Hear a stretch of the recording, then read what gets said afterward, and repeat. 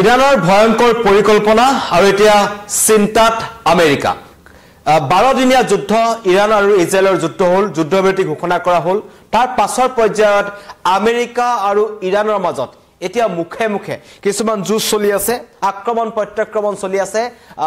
আমেৰিকাৰ আগ্ৰাসনক পুনচাতে নচ্ছাত কৰিছিল ইৰানে কিন্তু হেহতিয়া যি খবৰ আহিছে ইৰানৰ পৰা আন্তঃৰাষ্ট্ৰীয় খবৰ আহিছে আন্তঃৰাষ্ট্ৰীয় যি পাৰমাণৱিক শক্তি সংস্থা আছে এই আন্তঃৰাষ্ট্ৰীয় পাৰমাণৱিক শক্তি সংস্থাৰ সৈতে সহযোগিতা ইৰানে বন্ধ কৰি দিছে এতিয়া ইৰানে নিজৰ দেশৰ ভিতৰত কি পৰ্যায়ত তেওঁলোকে পাৰমাণৱিক কাৰ্যসূচী চলাব বা পাৰমাণৱিক প্ৰকল্পসমূহত কাম কৰিব কেনেকুৱা ধৰণৰ ক্ষেপণাস্ত্ৰ নিৰ্মাণ কৰিব হেয়া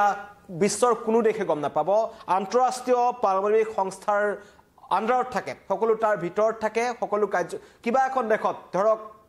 ভাৰতে পাৰমাণৱিক কাৰ্যসূচী কৰি আছে ভাৰতত কেনেকুৱা ধৰণৰ পাৰমাণৱিক কাৰ্যকলাপ চলি আছে হেতু আন্তঃৰাষ্ট্ৰীয় পাৰমাণৱিক শক্তি সংস্থাৰ দ্বাৰা পৰিচালিত হয় বা তেওঁলোকে তাৰ বিষয়ে গম পায় কিন্তু ইৰানে যি তেওঁলোকৰ যি চুক্তি আছিল সহযোগিতা বন্ধ কৰি দিছে এতিয়া কিন্তু ভয়ংকৰ হৈ পৰিছে কাৰণ এসপ্তাহ পূৰ্বে ইৰানৰ পাৰমাণৱিক বিজ্ঞানীসকলে কেইজনমানে মন্তব্য কৰিছিল আমেৰিকাই যি আক্ৰমণ কৰিলে যি ভয়ংকৰ আক্ৰমণ কৰিলে তাৰ পিছত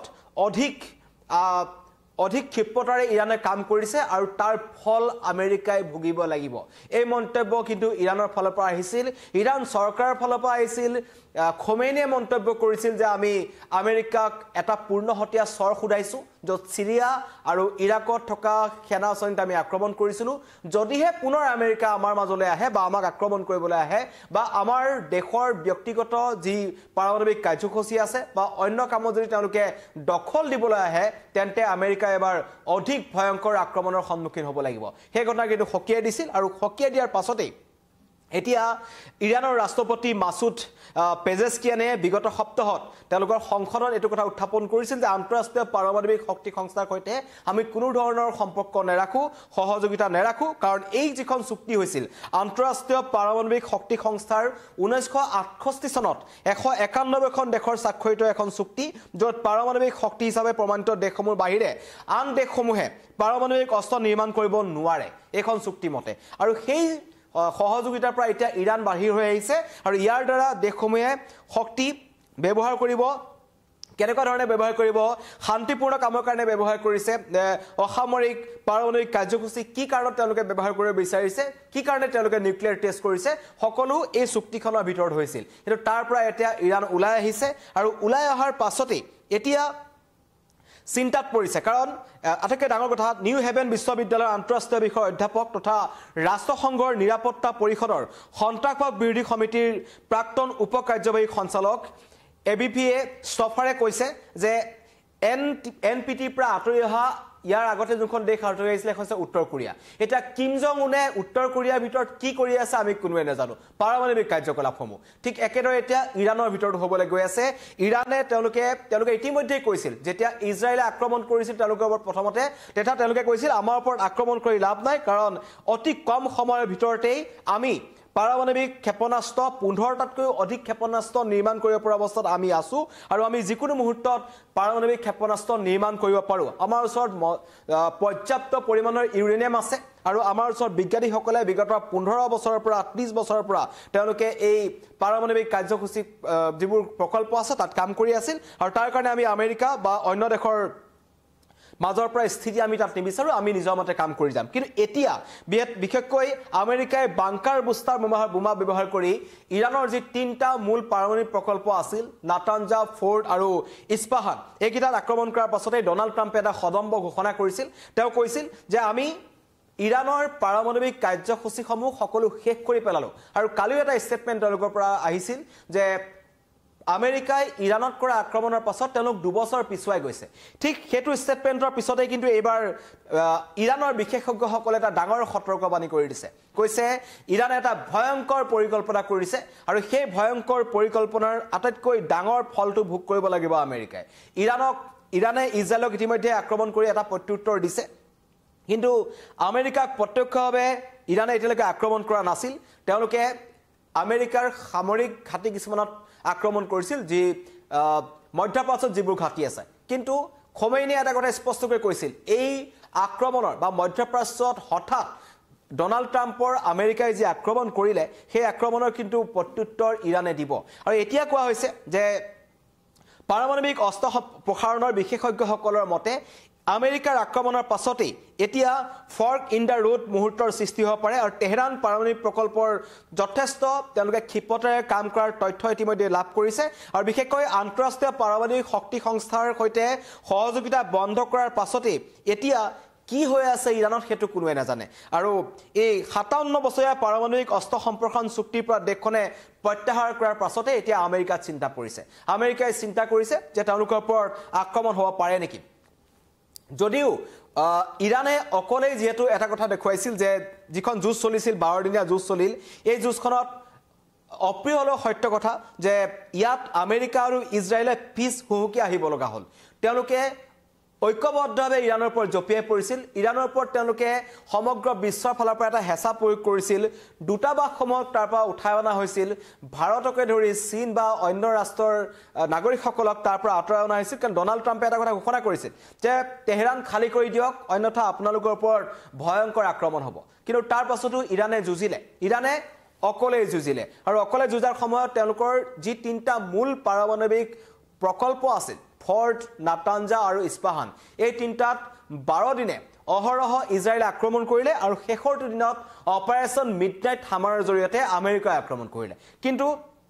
তাৰ পাছত আমেৰিকাই যি দাবী কৰিছিল তেওঁলোকে কৈছিল যে আমি ধ্বংস কৰিলো সকলো কিন্তু শেহতীয়াকৈ দুদিন পূৰ্বে কিছুমান উপগ্ৰহীয় ছবিত উপগ্ৰহৰ পৰা লোৱা স্যাটেলাইটৰ ছবিত স্পষ্ট হৈছিল যে ইৰাণৰ নাটাঞ্জা ফৰ্ট ইস্পাহান এই পাৰমাণৱিক প্ৰকল্পসমূহত এতিয়াও পাৰমাণৱিক কাৰ্যসূচী বা যিবোৰ তেওঁলোকৰ কাম কৰিবলৈ আছিল যিবোৰ টেষ্ট আছে সেইবোৰ তেওঁলোকে কৰি আছে তাত যথেষ্ট সংখ্যক সেনাৰ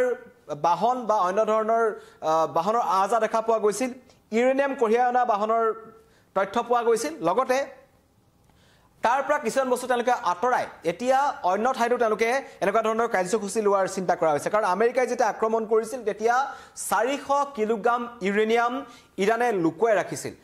আৰু সেই ইউৰেনিয়ামখিনি লুকুৱাই ৰখাৰ মূল কাৰণটো আছিল যে পাৰমাণৱিক বোমা তেওঁলোকে নিৰ্মাণ কৰিব ইৰাণ নাচুৰবান্দা ইৰাণে কৈছে আমেৰিকাই যিমানেই দাবী ধমকি নিদিয়ক কিয় তেহৰানে তেওঁলোকৰ কথা নুশুনে আৰু লাগিলে তেওঁলোকে আন্তঃৰাষ্ট্ৰীয় পাৰমাণৱিক শক্তি সংস্থাৰ পৰা ওলাই আহিব তেওঁলোকে যেনেকৈ উত্তৰ কোৰিয়া ওলাই আহিল এতিয়া উত্তৰ কোৰিয়াক লৈ সকলো চিন্তাত পৰে কাৰণ উত্তৰ কোৰিয়া কিম জং উনে যি ধৰণৰ তেওঁলোকৰ ক্ষেপণাস্ত্ৰসমূহ হাইড্ৰজেন বোমা হওক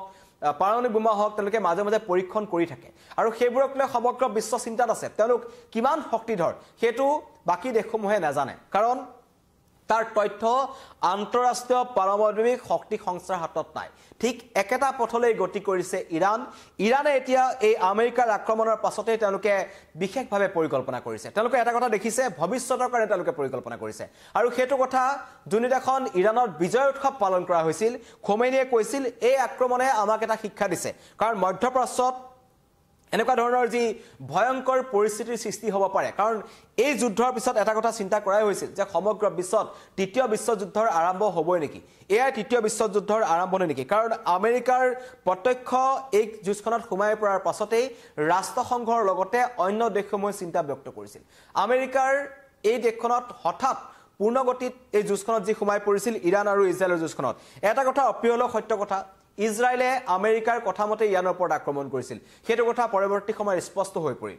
তাৰ সমৰসজ্জা দিছিল ইয়াৰ আগতো যেতিয়া ডোনাল্ড ট্ৰাম্প প্ৰথমতে দ্বিতীয়বাৰৰ কাৰণে ৰাষ্ট্ৰপতি আসনত বহিলে তাৰ পাছতে হামাছৰ বিৰুদ্ধে ইজৰাইলে যি যুঁজ চলাই আছিল যুদ্ধবিৰতি তেওঁলোকৰ মাজত হৈছিল বন্দী প্ৰত্যাপন হৈছিল আৰু বন্দী প্ৰত্যাপনৰ মাজতেই হঠাৎ ইজৰাইললৈ আমেৰিকাই বহু সংখ্যক ক্ষেপণাস্ত্ৰ পঠাই দিছিল সমৰসজ্জা পঠাই দিছিল সকলোৰে মনত প্ৰশ্ন উত্থাপন হৈছিল যে ইজৰাইলেতো হামাছৰ লগত যুদ্ধ কৰি আছে আৰু যুদ্ধ এতিয়া যুদ্ধবিৰতি ঘোষণা কৰা হৈছে তেনে পৰিস্থিতিত কি কাৰণত আমেৰিকাই ইজৰাইললৈ ইমান বৃহৎ সংখ্যক অস্ত্ৰ-শস্ত্ৰ পঠাই দিছে তেতিয়া ডোনাল্ড ট্ৰাম্পে এটা স্বভাৱসুলভ মন্তব্য কৰিছিল তেওঁ কৈছিল যে এই যিসমূহ ক্ষেপণাস্ত্ৰ পঠোৱা হৈছে এই ক্ষেপণাস্ত্ৰসমূহৰ কাৰণে ইজৰাইলে আমেৰিকাৰ সৈতে সামৰিক চুক্তি কৰিছিল আৰু চুক্তিমতে তেওঁলোকে আগতে ধন দি থৈছে যাৰ কাৰণে আমি ধন দিয়াৰ কাৰণে ক্ষেপণাস্ত্ৰসমূহ দি দিছো আৰু তাৰ কিন্তু ঠিক এতিয়া প্ৰমাণ হৈছে যে আমেৰিকাই ক্ষেপণাস্ত্ৰ কিয় ইজৰাইললৈ প্ৰেৰণ কৰিছিল আৰু আমেৰিকাৰ চকু হৈছে সমগ্ৰ বিশ্বৰ অস্ত্ৰ শস্ত্ৰৰ বজাৰখনৰ ওপৰত তেওঁলোকে মধ্যপ্ৰাচ্য অশান্ত কৰি ৰাখিব বিচাৰে কাৰণ মধ্যপ্ৰাচ্য অশান্ত হৈ থাকিলে তাত যেটা যুঁজ হ'ব সেই যুঁজসমূহ যিসমূহ ক্ষেপণাস্ত্ৰ ব্যৱহাৰ কৰা হ'ব সেই ক্ষেপণাস্ত্ৰসমূহ তেওঁলোকে প্ৰেৰণ কৰিব সকলোৱে জানে যে এই সন্ত্ৰাসবাদী কাৰ্যসূচীসমূহক প্ৰথমতে কোনে ধন দি এই সন্ত্ৰাসবাদী সংগঠনসমূহক পোহপাল দিছিল আমেৰিকাই সকলো আৰম্ভ কৰিছিল মধ্যপ্ৰাচ্যত কিন্তু তাৰ পাছত তেওঁলোককে যেটা আঘাত কৰিলে তেওঁলোকে পুনৰ সন্ত্ৰাসবাদী নিৰ্মূলৰ কথা ক'বলৈ যায় আৰু এতিয়া পুনৰ পাকিস্তানৰ সৈতে আমেৰিকাই হাত মিলাইছে আৰু আমি ইতিমধ্যে মই কিছু সময় পূৰ্বে এটা লাইভত আহিছিল য'ত দেখা পোৱা গৈছে যে পাকিস্তানৰ বায়ু সেনা প্ৰধানে এতিয়া গৈ আমেৰিকাৰ কাষ চাপিছে আমেৰিকাৰ পৰা তেওঁলোকে F-16 বা অন্য ধৰণৰ এয়াৰ ডিফেন্স সিস্টেম কিনিবলৈ আগ্ৰহী আৰু আমেৰিকায়ও এতিয়া সন্ত্ৰাসবাদৰ পৃষ্ঠপোষক দেশ পাকিস্তানক তেওঁলোকে অত্যাধুনিক অস্ত্ৰ-শস্ত্ৰ দিব আৰু সেই অস্ত্ৰ-শস্ত্ৰৰ জৰিয়তে তেওঁলোকে পুনৰ ভাৰত বা অন্য যিসমূহ ৰাষ্ট্ৰ আছে লগতে সন্ত্ৰাসবাদক তেওঁলোকে পোহপাল দিয়াৰ দেশক তেওঁলোকে অৰ্থ সাহায্য দিবলৈ ওলাইছে সামৰিক সাহায্য দিবলৈ ওলাইছে আমেৰিকাই ঠিক কিন্তু আমেৰিকাও বিপদত পৰিব ইৰানৰ ভয়ংকৰ পৰিকল্পনাত এতিয়া আমেৰিকা কপিছে আৰু মই ইতিমধ্যে কৈছো ফৰ্ট নাটাঞ্জা আৰু ইস্পাহান একিটাত একো ক্ষয়ক্ষতি হোৱা নাই বুলি ইতিমধ্যে আন্তঃৰাষ্ট্ৰীয় পাৰমাণৱিক শক্তি সংস্থাই প্ৰথম দিনাখনে কৈ দিছিল যে কোনো ধৰণৰ তেজস্ক্ৰিয় বিকিৰণ তাত ঘটা নাই কোনো ধৰণৰ ক্ষয়ক্ষতি হোৱা নাই আৰু ইতিমধ্যে ইৰানে দাবী কৰিছিল যে আমাৰ ফৰ্ট নাটাঞ্জা আৰু ইস্পাহান এগিৰা যিমান ভিতৰত আছে ভূগৰ্ভৰ যিমান গভীৰত আছে আমেৰিকাৰ বাংকাৰ বাষ্টাৰ বোমাই আমাক একো কৰিব নোৱাৰে আমেৰিকাই দেখুৱাইছিল তেওঁলোকৰ শক্তি B2 ষ্টিল যুঁজাৰু বিমান লৈ আনিছিল 30,000 টন তেওঁলোকৰ সা সামগ্ৰী বা সমৰ সজ্জা তেওঁলোকে কঢ়িয়াই আনিছিল বুলি দাবী কৰিছিল লগতে বাংকাৰ বাষ্টাৰ বোমা যিটো ক্ষেপণাস্ত্ৰৰ বিশেষত্বটোৱে হৈছে যে ভূগৰ্ভৰ তললৈ গৈ য'ত তেওঁলোকে টাৰ্গেট কৰে তাত গৈ আক্ৰমণ কৰে কিন্তু সেই বাংকাৰ বাষ্টাৰ বোমায়ো ইৰানৰ যি তিনটা পাৰমাণৱিক প্ৰকল্প আছিল তেওঁলোকৰ কোনো ক্ষয়ক্ষতি কৰিব নোৱাৰিলে যাৰ কাৰণে এটা মুখ ঠেকেচা খাই আমেৰিকা চিন্তাত পৰিব লগা হৈছে কাৰণ ইৰানে নিজৰ স্থিতি স্পষ্ট কৰি দিছে ইৰান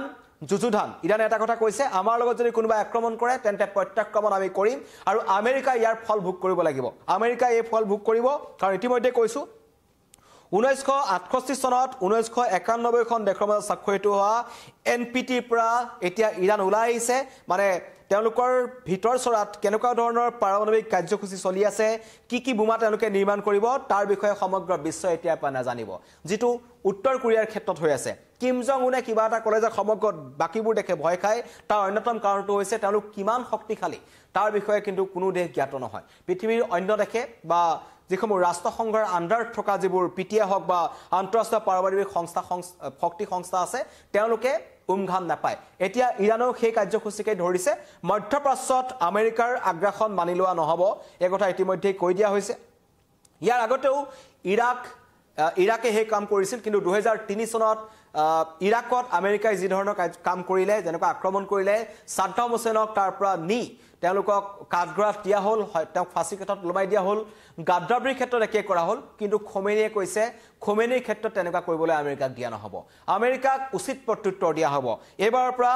আমেৰিকা যদি কিবা কাৰণত মধ্যপ্ৰাচ্যত সোমাবলৈ আহে তেন্তে আমেৰিকাৰ দুবাৰ চিন্তা কৰিব লাগিব যে মধ্যপ্ৰাচ্যলৈ আহু নে নাহু সেই কথা ইতিমধ্যে খোমেনিয়ে কৈ দিছে আৰু খোমেনিয়ে বিজয় উল্লাসৰ দিনাখন ইৰাণত বিজয় উল্লাস পালন কৰা হৈছিল যিদিনাখন 12 দিনৰ যুদ্ধবিৰতি ঘোষণা কৰা হৈছিল তেতিয়াও কিন্তু কৈছিল এয়া যুদ্ধবিৰতি নহয় এয়া ইৰাণৰ জয় হৈছে কাৰণ ইৰাণে এই যুদ্ধখনত অকলে যুঁজিছিল আমেৰিকাৰ আগ্ৰাসন আৰু ইহুদী ৰাষ্ট্ৰ ইজৰাইলৰ যি দম্ভালি ইৰাণে অকলে উফৰাই পঠাইছিল আৰু সমগ্ৰ বিশ্বই দেখিছিল ইৰাণৰ শক্তি ইৰাণৰ কাষত থিয় হ'বলৈ চীন আহিছিল চীনে প্ৰত্যক্ষভাৱে তেওঁলোকক সমৰ্থন কৰিছিল ৰাছিয়াই সমৰ্থন কৰিছিল অন্য বিভিন্ন দেশে তেওঁলোকক সমৰ্থন কৰিছিল কিন্তু তেওঁলোকে সমৰ্থন লোৱা নাছিল তেওঁলোকে দেখুৱাইছিল যে ইৰাণৰ এটা ক্ষমতা আছে আৰু ইৰাণে আমেৰিকাক পুনৰ প্ৰত্যাক্ৰমণ কৰিব পাৰে কাৰণ প্ৰতিশোধ ল'ব পাৰে তাৰ অন্যতম কাৰণটো হৈছে ইজৰাইল আৰু ইৰাণৰ আক্ৰমণৰ সময়ছোৱাত ইৰাণে তেওঁলোকৰ 3জন শীৰ্ষ পৰ্যায়ৰ নেতাক হেৰুৱাব লগা হৈছে বাঘেৰীৰ মৃত্যু হৈছে সোমেনিৰ মৃত্যু হৈছিল আৰু তাৰ পিছত তেওঁলোকৰ যি চুৰাংচোৱা সংস্থাৰ মুৰব্বী আছিল তেওঁৰ মৃত্যু হৈছিল তাৰ লগতে 9জনকৈ পৰমাণু বিজ্ঞানীৰ মৃত্যু হৈছিল পাৰমাণৱিক প্ৰকল্পত কাম কৰা বিজ্ঞানীৰ মৃত্যু হৈছিল আৰু এতিয়া ইৰাণৰ পৰমাণৱিক প্ৰকল্পত কাম কৰি থকা বিজ্ঞানীসকলেও এই পৰমাণু বিজ্ঞানীসকলৰ মৃত্যুৰ প্ৰতিশোধ ল'বৰ কাৰণে তেওঁলোকে কাম কৰি আছে আৰু তেওঁলোকে কৈছে ভবাতকৈ আমেৰিকা ইজৰাইলে ভবাতকৈ ইৰাণে ভয়ংকৰ পৰিকল্পনা কৰিছে আৰু সেই ভয়ংকৰ পৰিকল্পনাৰ পিছত এতিয়া আমেৰিকা চিন্তাত পৰিছে কাৰণ হঠাৎ ইৰাণ এই আন্তঃৰাষ্ট্ৰীয় যিখন পাৰমাণৱিক শক্তি সংস্থা আছে তাৰ পৰা ওলাই দিয়াৰ পাছতে তেওঁলোকে কি পৰ্যায়ত কাম কৰিব তাক লৈ আমেৰিকা চিন্তাত আছে কাৰণ এটা কথা স্পষ্ট সমগ্ৰ বিশ্বই দেখাকে যেতিয়া ইৰাণে কাম কৰি আছিল আৰু তাৰ পাছত যেতিয়া তেওঁলোকৰ ওপৰত আক্ৰমণ হ'ল আৰু তেওঁলোকে ইজৰাইলৰ ওপৰত যি ধৰণৰ আক্ৰমণ কৰিলে হাইপাৰসনিক আৰু সুপাৰসনিক মিসাইল লৈ তাৰ পৰা এটা কথা প্ৰমাণ পায় যে ইৰাণ যথেষ্ট শক্তিশালী তেওঁলোক সামৰিকভাৱে যথেষ্ট শক্তিশালী আৰু তেওঁলোকে নিজৰ দেশৰ স্বাৰ্থৰ ক্ষেত্ৰত তেওঁলোকে কামখিনি কৰি আছিল কিন্তু তাৰ মাজতেই ইৰাণ আৰু আমেৰিকা হিতাত দখল দিবলৈ চেষ্টা কৰিছিল তেওঁলোকক বাধা প্ৰদান কৰিবলৈ চেষ্টা কৰিছিল তাতেই খৰ্গগ্ৰস্ত হৈ দুই তিনিখন দেশৰ মাজত যুঁজ লাগিল কিন্তু যুঁজত আপ্ৰক্ৰিয়াকৈ ইৰাণ আগবাঢ়ি থাকিল আৰু ইৰাণে এতিয়া এই যুঁজৰ পাছতো তেওঁলোকে হাত সাৱটি বহি থকা নাই তেওঁলোকে ভয়ংকৰ পৰিকল্পনা কৰিছে আৰু পৰিকল্পনাৰ পাছত এতিয়া চিন্তাত কঁপিছে